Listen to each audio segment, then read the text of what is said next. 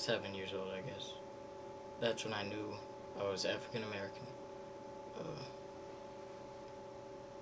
I was growing up in the suburbs.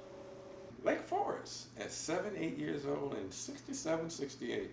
And I was riding Jeff's bike in a parking lot across the street from where my mom works. And someone called the police on me, and there must have been 20 police cars rolling up on a 7-year-old boy because he had a bike. And it's amazing, I'm 46 years old and I still remember that like it happened yesterday. I think it was a Brill Cream commercial or something, and I was like, oh mommy, should I get some of that for my hair?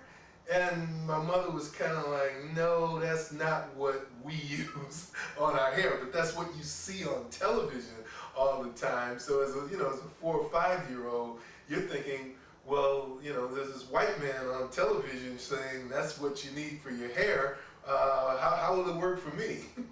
In my relations in Haiti, I never felt like, oh, my dark skin was the stigma that it was in the U.S. And so I feel like that's a major difference. But I do feel like the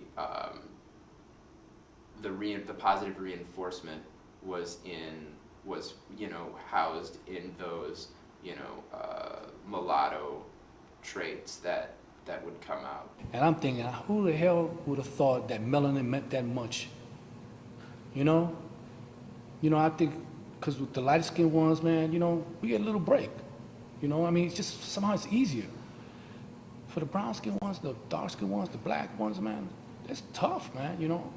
How could you love yourself when who you are is so bad to society? Being a sissy, being a fag, being this gay man. Oh, look at him switch. Oh, he fights like a faggot. Those are really hard and cruel words for a young boy of any color. I got a chance to meet the head of the white gang in the area, Polish kid. He walked by me and called me a nigga.